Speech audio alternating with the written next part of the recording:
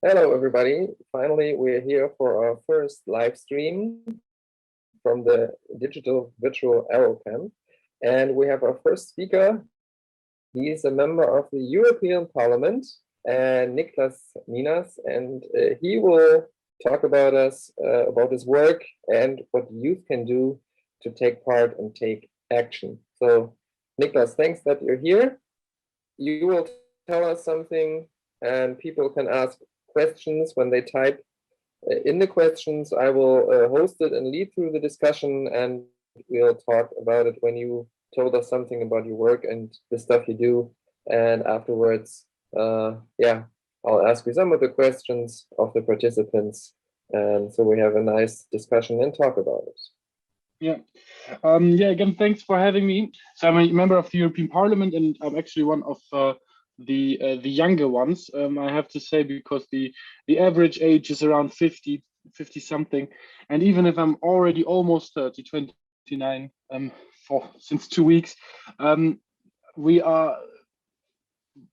still one of the youngest members, and I think this is somewhat a necessity, but somewhat also a very important task that we should all acknowledge and take forward. And that's something that I'm trying to talk about quite a lot, is that we need more young people to engage in politics. And that means not just in European politics, but actually in every kind of politics that you can find, be it the local level or the national level or the European level. It's important for young people to get into the structures, and even so just maybe to change them for the better. Because I think it's something that we also agree with, that the classic way of doing politics is not just something that is quite natural for the youth that we have today. At least when you check out party participation numbers for young people, it's quite a very small group that is just organized in parties, and even fewer than a few decades ago.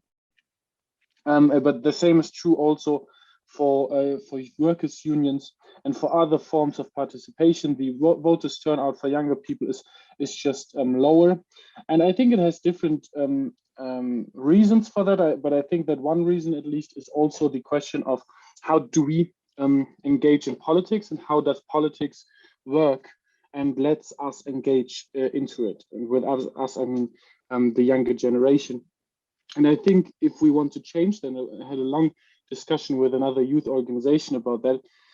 The only way we have is actually to go and go into the system and change it from there on. And we can, I think it is on time to re-ask questions and to re-evaluate the democracy that we live in, whether we can make it more open and more possible to participate in.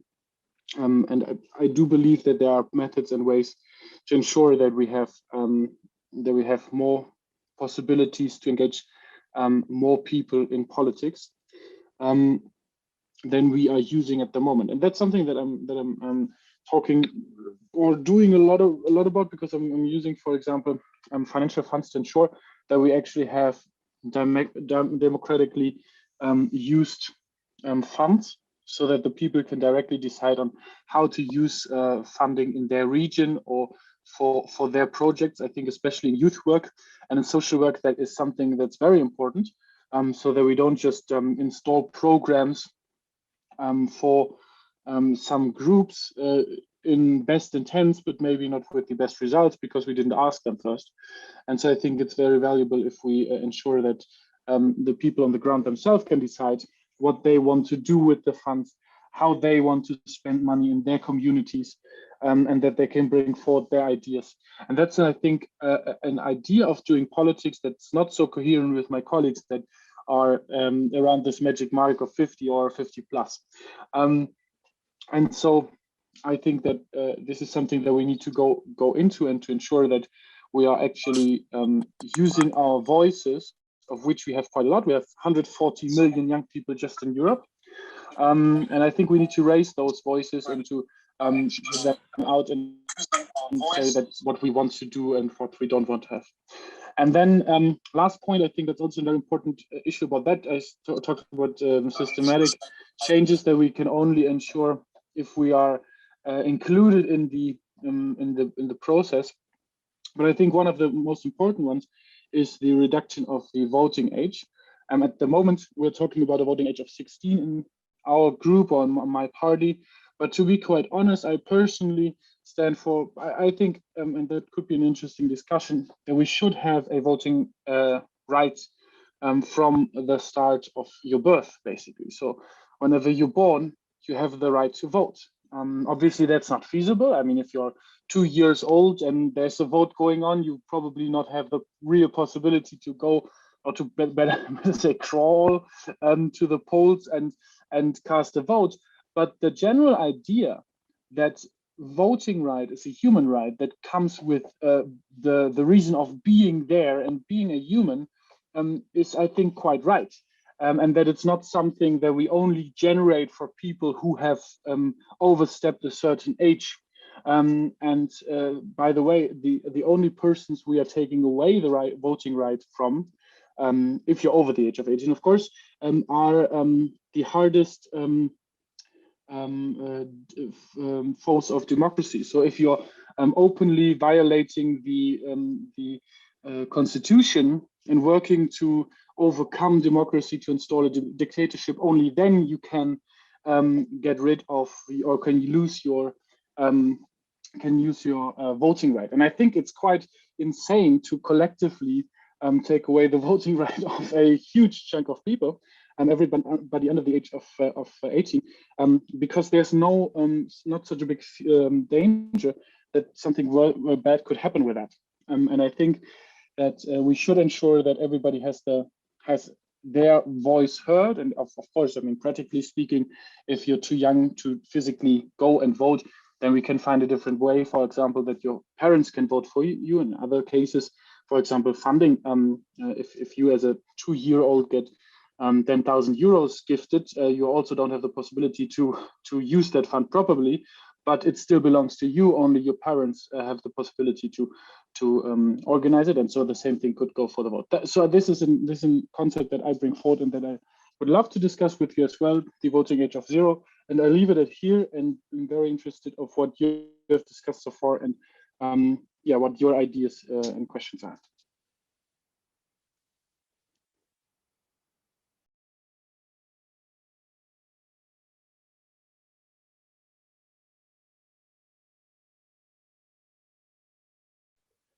Okay, thank you so far, Niklas, about the insights of your ideas about the voting rights. And there was already a question. Okay, thank you so far, Niklas. Isn't there a youth parliament?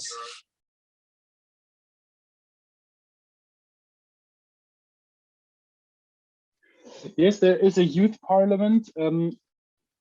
However, it is sometimes quite sad, or like, you know, I'm very much in favor of youth parliaments in general, but I think they should have some form of how do you say that, responsibility. So it should be clear, those are the issues that you can decide upon, and then you will also decide upon them.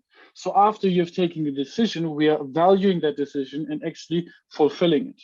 I think there's nothing worse than democratic games in which you can like try out how it would be to have a democratic right to decide about something, and in the end you don't have the possibility to decide about it. I think that's quite the opposite of democracy, because if you talk about if you're making progress, preparing compromises, and investing quite a lot of time and effort into something, you also want to see that progress actually being valued and being taken upon in the daily politics. And so this is an issue that I have with the current existing youth parliaments. For example, on the European level, we have the EYP.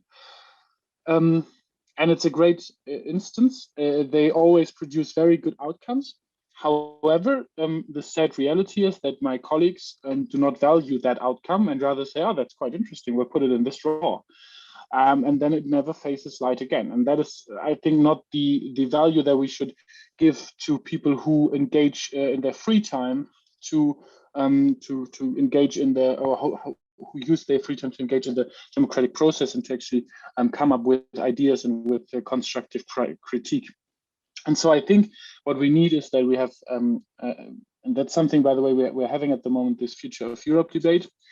Maybe we'll come to that later, but I think what one good outcome would be an additional council for youth,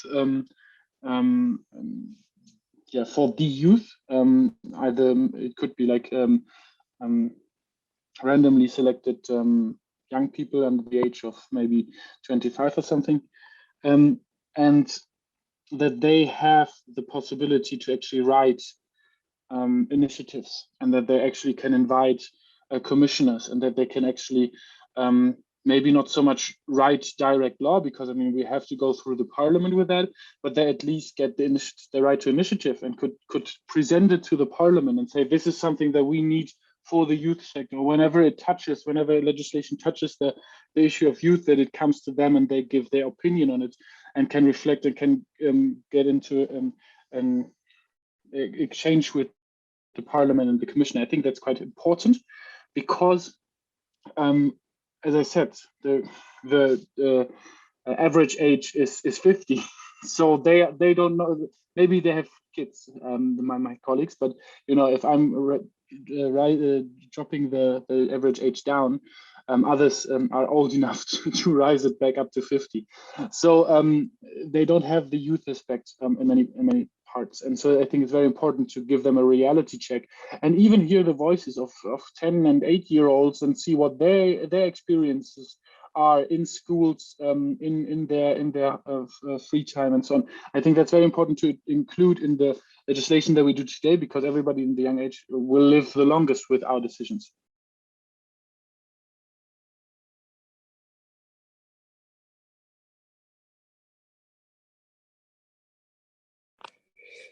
Okay, thanks. Yeah, we had quite a lot of questions here, and some of them are talking about if you think, well, if get down the voting rights, do you think all this information and politics, that they should speak more about it in school?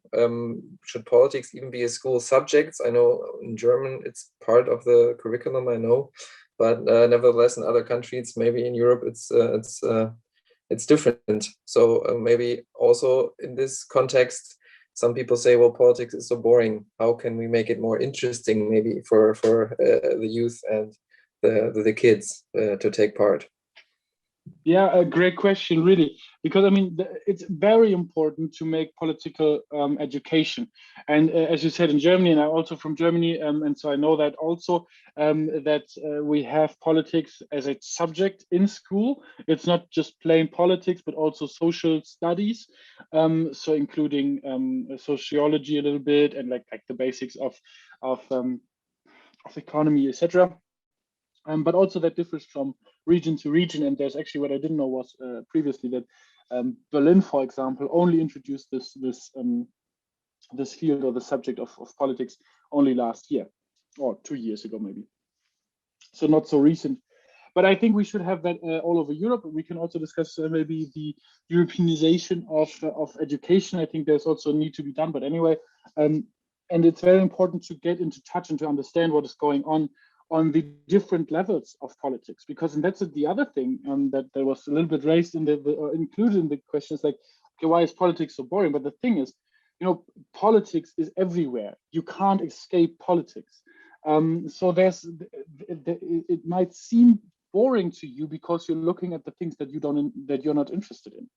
But whenever you're interested in, and I doubt that you're not interested in certain topics that are going around you, and that might be the politics field that are of interest of you, right? So for me personally, you know, the question of Europe, and that's, you know, the future of Europe and how we use the euro and what we should do in foreign policy and how we use funding to increase possibilities throughout Europe. Those are questions that interest me personally. That's why I'm doing European politics. But as I said, we don't just need politicians on the European level, and we need them on every level, and we need to use perspective on every level. And I promise you, you will find a field that you're quite interested in, that is happening right maybe around your corner. So whenever we are talking about building a new school, whenever we are changing the curricula of schools, whenever we are, I don't know, building a new park, whenever we use public funds for anything, deciding whether we should have more buses or more cars or more bike lanes, or if we should have more more support for education or care staff workers, they should get more funding. Those are all issues of politics, and so whatever interests you is probably a field that has a political value. And so I think it's very important for everyone to learn what politics means, what possibilities lie in politics, but also, and then this, I think, learning is always two parts. It's like learning the theory and then learning in practice. And what we do, when you have math class, you learn like, okay, this is the scheme of Pythagoras. That's the theory behind it. Now we use it and we calculate, right? You have a problem here and you use it. So you're always theory and practice. With politics, we don't do that. We learn the theory and that's it. By the way, the same thing with economics. Nobody learns how to do taxes and to invest money, but you're like, in theory, you're learning, but you'll never do it. And that's the thing. I do believe, and there are some concepts for democratic schools, for example, that we need to learn democracy in practice more. So we can have democratic schools. We can even have democratic kindergartens. And that concept includes that you let the kids already decide on stuff, not on everything, of course. They will not start like kindergarten kids will not start to employ their own teachers there, but in a certain amount, what we need to ensure in a school setting is also a respect, an equal respect. Of course, the teachers know more and they teach you, and you want to learn something. So there's divergence, but on the human level, it should be carried up upon respect. And so I think also even in that matter, people can decide upon in which way do teachers overstep their boundaries, and if they have that possibility to charge them upon in a democratic manner, that can already be a way to improve the teaching methods. And then on the other hand, what you can also do with this democratic practices is, for example, to see how to fit the curricula with the learning experience. At the moment, a lot of people are asking about climate education. That's something, at least in Germany, where a lot of people, young people, are asking for that. No voice has been heard so far, and it has been 2 years that they asked for that. And I think it's important to at least take that upon and see whether you can fulfill that as well. And the same is true for smaller things. Again, let me come back to the kindergarten. I mean, they can decide maybe on what they want to eat in the next weeks, or what they want to do in outside courses, and what they want to learn a little bit. A little bit more free in that. But there are ways to learn how democracy works, and I think we need to practice that more.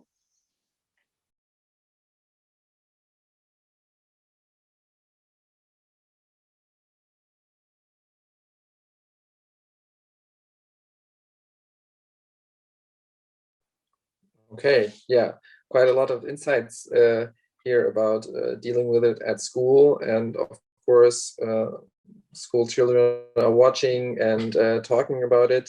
And another problem, or well, is it a problem? We don't know. One student says, in my country, most of the politicians are men, so it's really hard to be heard, even in my school. How to deal with this? I know we have a female chancellor at the top in Germany. In other countries, it's similar, but also different. Yeah, how to get maybe women and girls more involved into politics if it's a man-dominated area. Maybe you can Yeah, I think that's have a some very fair ideas about question, that. Yeah. and I think it's a very hard to answer, and because you know, if you want to interrupt a system that is reassuring itself, you will always have troubles because, and it's not even like it's not like the men are going on. It's like, let's hire some men because we want only men to have that. There's no like hidden power behind it, but it's like the power scheme is that you know the structure of a man-dominated world and therefore just employ men, or you just promote men to compete in the political discourse, etc. So if we want to disrupt that, I think we need to ensure that women have the same chance in going into politics and actually being elected. And what we did, my party is a feminist-based party, so we are the Greens, but one of our strings is feminism. And what we did is to include the quota quite soon. So we have a quota, in which means that every other seat is reserved for a woman. So whenever you have a list that you bring forward for elections, you have always one man, one woman, or other way around: one woman, one man, one woman, one man, one woman, one man. So a zip line basically that ensures that you have 50% at least of the seats are dedicated to women, which makes sense because we have around 50% of women in our population. So for the distribution of seats, it definitely makes sense. And we need to do that as long as we don't need to do it anymore, because we don't have the systematic problem anymore. And that's basically where we want to head to. We don't want to have the quota forever and ever and ever. But as soon as we see that the problem isn't inherent anymore, because we have a society where by chance every voting list has around 50% women, then that's not a problem anymore. But until then, I think we need to force it, and we need to ensure that in this position, women are in. And then there's this counter argument, let's put it this way, like, yeah, we want the best person for the job and not just a woman because she's a woman. But that's not the reason. It's actually the other way around. At the moment, men are getting quite a lot of jobs, not because they're best in the job, but because they're men. And that's the reason behind that. And I think we need to break that by using quotas and using a special care to go into. And for you, I think that the person who asked the question sounded like she needs also a role model. On the one hand, I think that's also important. That's why I think it's great that we have actually a chancellor who's a woman, and we also presented for the next chancellor race also a woman as chancellor candidate, because you also need role models to see it as possible. And women can become everything that men can. But on the other hand, I also want to say if you don't have the role model yet, strive for becoming one, and be the role model that you needed maybe for the future for others. So go get it, girl, and go into politics and become the next prime minister or minister or whatever. And I think that would be very important for everyone to see that it is possible. To be honest, it will be a harder way than men have. That's just a fact. It is easier for men, and we need to break that. And for that, we need to support men, need to support women, and women need to be enthusiastic about it.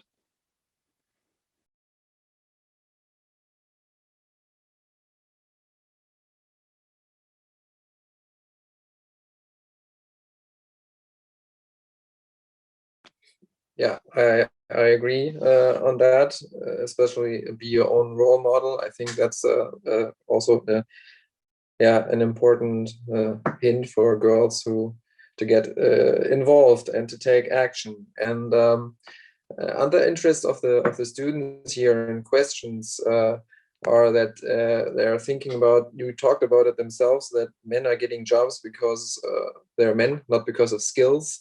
But what kind of skills do you think as a politicians do you need, and how did you get personally involved into politics? I mean, is there something that you would say, this is something I'm really good at, or this is something as a politician I really need to be who I am, to get into the European Parliament, to be active and to do politics? Yeah, I think first of all, there's no educational way to become a politician. So you don't go into like you can't study politics and then become a politician. I would even argue that if you want to become a politician, if that's your plan somehow, then you should never study politics, because the study of politics is just talking about what politicians do but not doing it. And the thing is, what's very important to have, to do what you are interested in. Because you will always work on subjects, you will always work on concrete issues, and the more you know about it, the better. So when you're interested in, I don't know, biking, and in bicycling, I don't know, biking, riding a bike, and that's your hobby, and you love doing that, and you learn more about, and you become a bike mechanic, and then you go into the biking lobby or whatever, or you're selling bikes, and you're interested in that topic because it's your most dedicated issue. Then you can also do that in politics, because we need politicians who care about biking, and there's changes to be made in infrastructure and in support and so on. And to have that knowledge about what do bikers need, because you already have had so many customers who wanted a bike, and there's differences between bikes and I don't know everything. That really is of value in politics. That's something that we need. We don't just need theoretical but practical knowledge. What I personally did is was actually studying law, and I was interested in the fundaments of constitutional law and European law. And so I brought that together. It was always of interest of mine to see constitutional law being made, and how can we improve constitutional law and improve our democracy. So that was my interest field that I worked upon, and then also international law. And in that, especially space law. And then I also looked at ways of increasing the standard of living through regional development. So what can politics do to improve the situation of life in different regions? And so those are the areas that I'm working on now, because I think it's just of interest of me, and so I brought that in, and then I did space law, and so I'm now doing space politics as well. So those are the fields that's something that I would suggest doing what you are interested in, and then going with that maybe in politics if you're interested in doing that. And skills, special skills, I do believe that you need as a politician is communication skills, and the possibility of the possibility to get people together, to talk to different people, to be open to socialize, and to get people aligned upon an idea, because that's what politics is all about. We always need majorities. And for majorities, you will need to get people to the point that they believe in an idea, and that they are willing to trust you with that idea, and that it's a good idea. And then also you need to be able to, on the other hand, politicians probably the most when we are doing when we are rallying, and when we're going on like this politician is bad, vote for me, and so. But the truth is, in between, like 5 years in between the elections, it's very important that after we have had this clash of votes, after the tides are set, we come together and we need to discuss, and we need to compromise, because nobody has the absolute majority. So we need to ensure that whenever we need a majority, we need to get several groups on board. We need to get people from several backgrounds with several ideas together, and that you then have the possibility to negotiate in a positive way, that you can make out compromises and see possibilities where others only see borders. And I think that's very important to learn as well. So to be clear in your stand, but then be flexible to ensure that movement can happen. Because if you're only sticking on one standpoint, then you will probably never gonna get it completely. Only if you convince like 50+% of people to vote for you, and that will, in this times, I think, not happen again. I think that this times of the 40s and 50s, they're through. We will not see that again.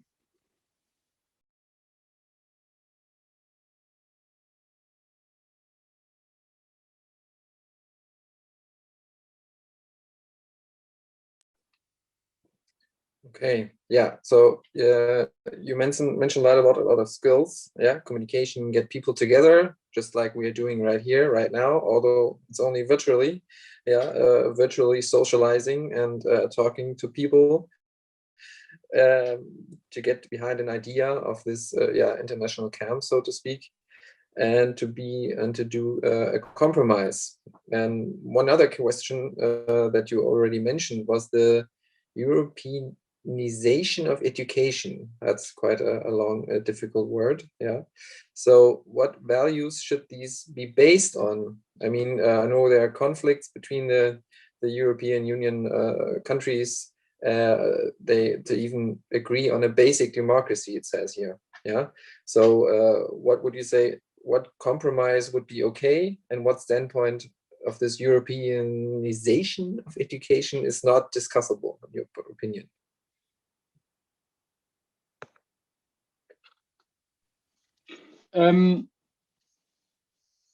Well, I think we should have a few points in which we can agree upon values and can agree upon similarities. For example, we can all agree on math, right? I mean, 2 plus 2 equals 4, no matter if you're in France or in Spain or in Germany or in Bulgaria or where.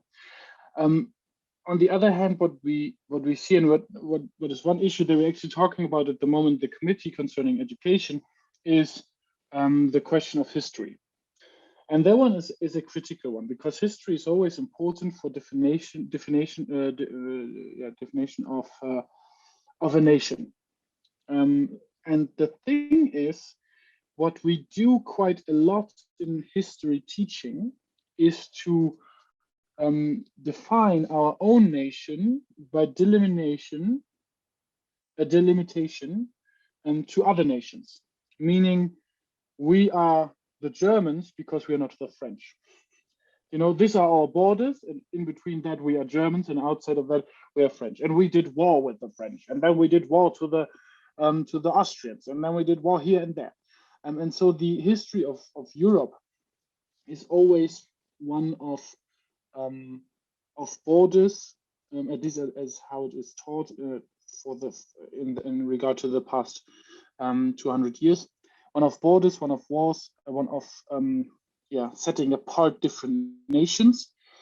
And what we're doing with the European Union is actually the opposite: to overcome borders, overcome the exclusivity of nations and the idea that some nation could be better than another, and to see that we as Europeans can come together and overcome this delimitations, and that we can overcome these differences and enjoy the differences, the plurality that we have.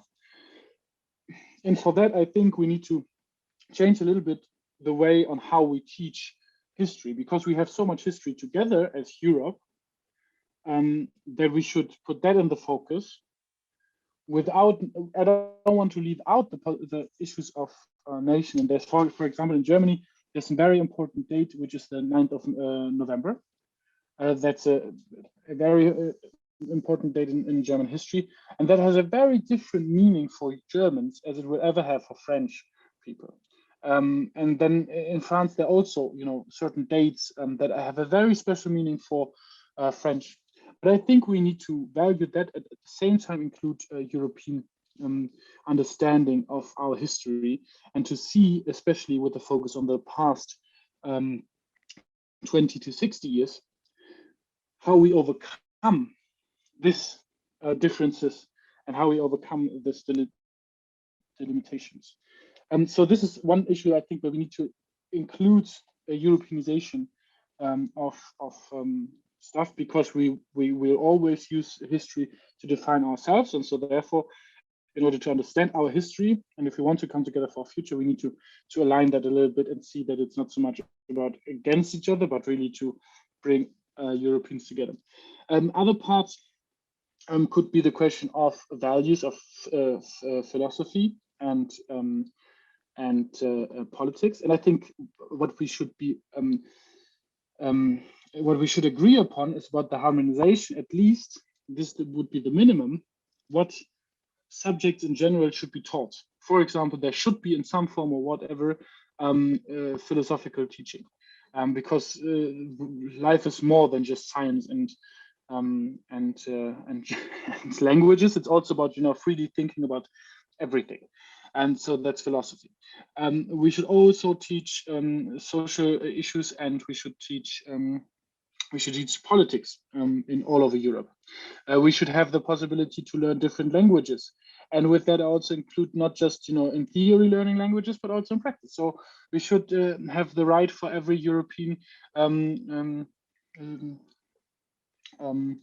student to go abroad and have at least a year, like in full, in that time to spend abroad. So 2 weeks here, a month there, so that it comes to 12 months including. And I think that should be a clear thing to do for everyone to go abroad and learn a different language and live in a different European country for at least a few weeks to just get to know that. And I think we should ensure that right as well. And then there's other issues, I think, where we can see to better the harmonization. Where I would love to go is actually to ensure that we have a concept for all over Europe that is not so much about similarities, but especially about the idea to ensure that every student has the possibility to learn according to their needs, because there are people that love learning by studying books. They read them, they understand them, they use them. There's no problem with the current education system. And then there are people who need to go outside. They need to experience something. They maybe need to work around stuff to understand it. And we never value that. And I think that's actually something where we need to go, but it will take quite some long time to get there. But in theory, that would be, I think, the ideal standard, because then we ensure that everybody can actually participate of education, no matter how their brain is wired, because and how they take up matters and knowledge, and we need to find a way through that and just ensure that everybody is part of our knowledge sphere.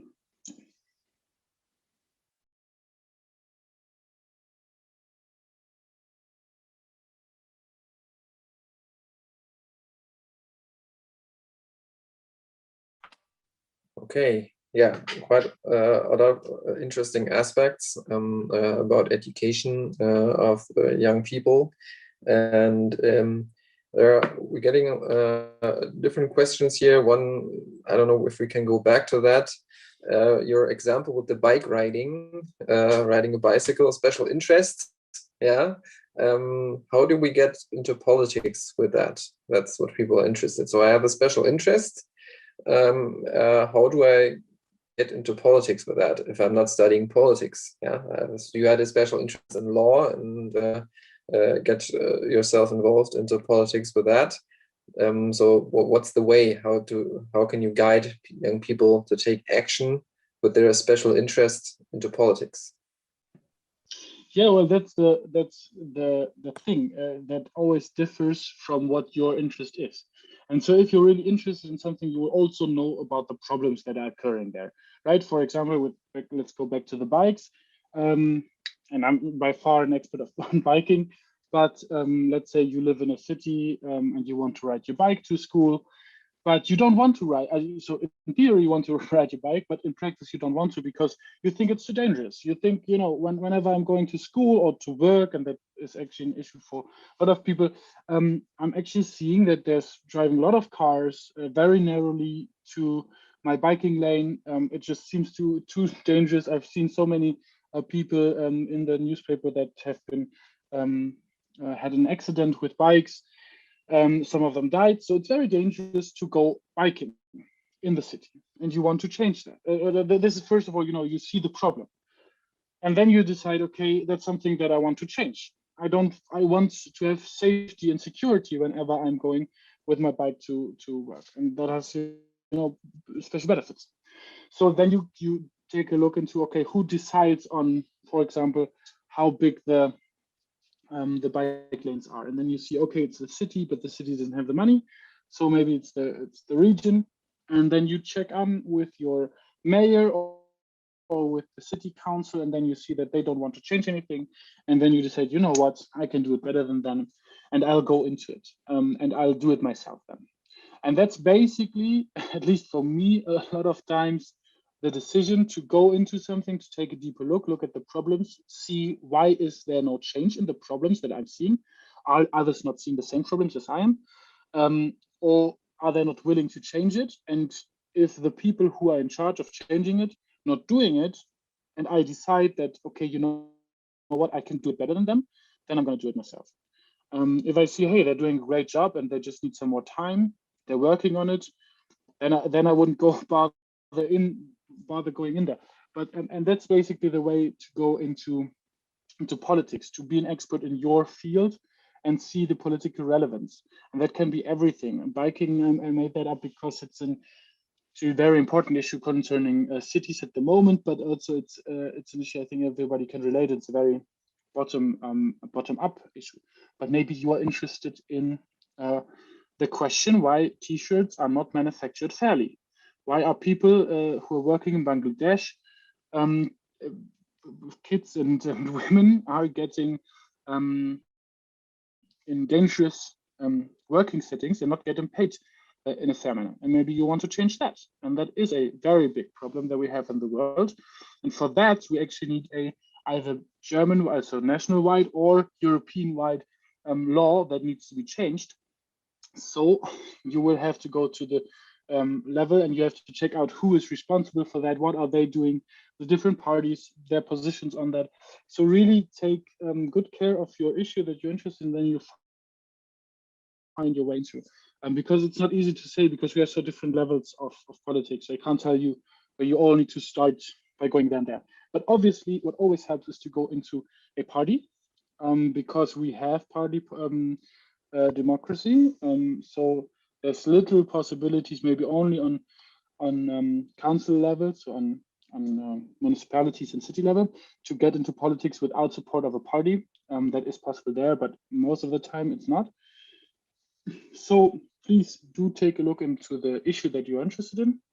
Then see what the parties are doing about that issue, and then you can see whether that party that covers your interest the most is also in other regards the party that you want to be part of, and then get into the party. And then there are different forms of participation that also differs from party to party. But in my party, we actually have working groups on different issues that we discuss that, and then we also give to our parliamentarians our ideas what they should do. So I'm not doing that anymore because I'm now getting that feedback, and they're asking me to change that stuff that they think about it. And I quite often do that because they have very good ideas that they come into. And yeah, so this is a process that I can always say that it's always valuable to go into parties, but you need to know what party you want, because you need to feel at home in your party. I think that's also important, that you really see that it's a group of people who want the same thing, more or less, that they go in the same direction. And so, for example, I'm in a party where everybody loves bikes. I'm not personally working on the bike issue. That's a friend of mine, Marie, is doing quite a lot of here in the city, and she's very valuable, and she's doing quite a lot of good jobs on bike lanes and everything. And so I don't have to work on that. So that's the good thing about parties. I know that there's very good people who are working for the same ideas that I have, but I don't have to do everything. And that's something that I can just give you as a good idea to really see, to go into a party, but really go there with the idea that you have in mind, and not with I want to become the next chancellor of Germany, so I go into the CDU just to become chancellor, because then you're in power, and then you have the power for what? What do you want to change then? That should never be the idea of politics.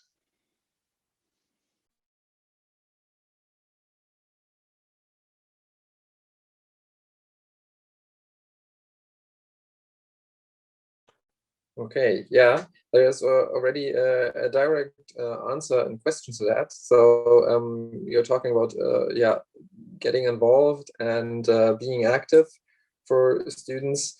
And one question is, should we just contact the ones, so the politicians that are responsible for special interests, and do they answer is the question for the young people. Of course, they don't have the power. Yeah, maybe their age limit, they can't vote. They have their interest. They see a problem in their community. Should they directly contact them? How should they get, and do they get an answer? Yeah, that's what they're asking here. Yeah. So what I see from my experience, having worked in a office of a parliamentarian, now being a parliamentarian myself, is that you get an answer every time, but it depends on what the question is. So for me, it's very important. When we get quite a lot of emails, and some of them are just mass emails, they're just spam for everyone, so everybody gets the same email, then I don't reply to it, because if it's not even addressed to me personally, then it's for me a point of information, not a request to get an answer. But when people are asking, and you see that they actually looked up who is responsible for example, for culture and education in Germany from the European Parliament. Oh, that's Niklas Nienaß. Now I have a very specific question. For example, I want to have, more language courses in schools. So that's very specific. And they direct that to me. They'll definitely get a very clear answer from my office, mainly because we have concrete lines of what we want to do, and so they get a response of that. So my position is already clear on that.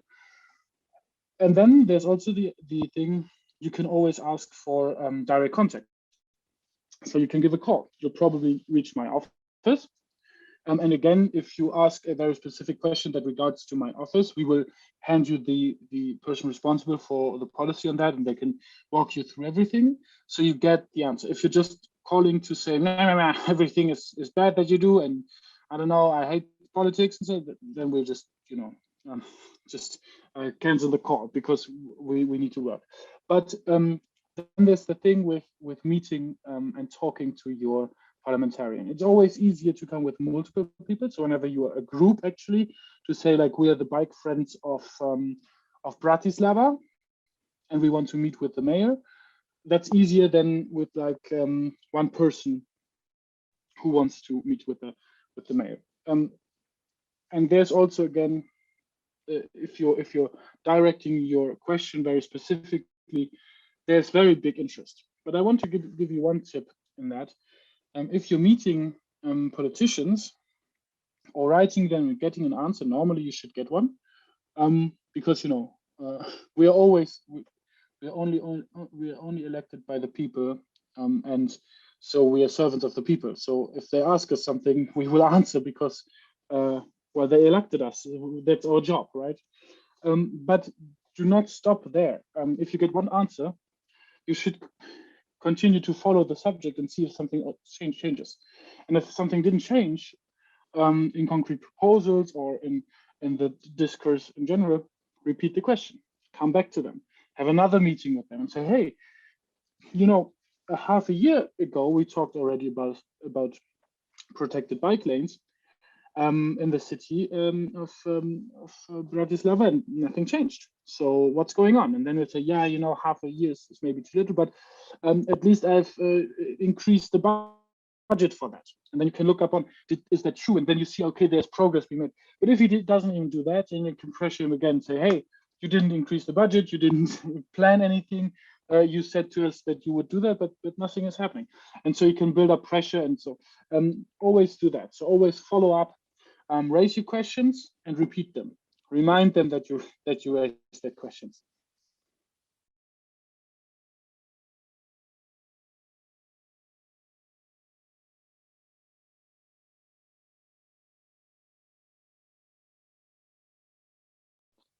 Yeah, that's right. So be active and stay close to the aspect you had in mind, and keep nagging the politicians. You said it, they're servants of the people. Yeah, they're there to put the people's interests first, and if there is an issue, raise the awareness. Yeah, ask your local politicians, take a look at what their interests are, and maybe they align with your idea and aspects. Yeah, time already. We have time for one or two more questions. I'm just browsing through. Most of them have been answered, but one more thing that one student says, it's important to let the people know that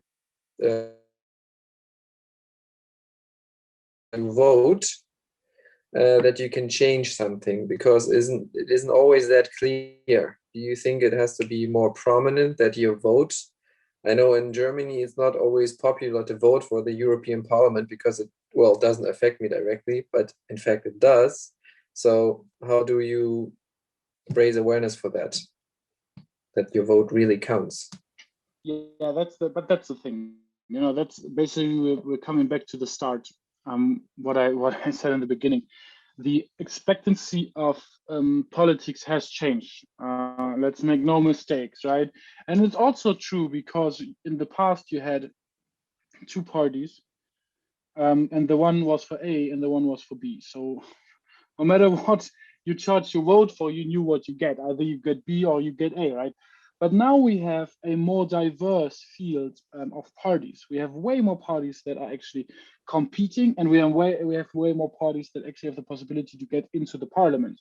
I mean, in the German parliament, we currently have, I believe, 6 parties. In the European Parliament, we actually have 7 groups. And one of the groups is like a lot of and we have an additional, so we have 7 groups, and we have an additional group of people that are just like all over the place. Like they don't have group affiliation, but they have, you know, special interests and so on. So it's not that you that you don't change anything with your vote, but it's very hard to see it sometimes because it's so nuanced that if you're not studying politics, maybe you don't see the differences so radical. I do believe that the politicians have a need to say clearer what they want to change and to eliminate from each other, and to see, okay, if you're voting for us, you're getting that, and if you're voting for them, you're getting that, so that you know what you get whenever you cast your vote. But I think what we also need to talk about is how can we change politics in the future?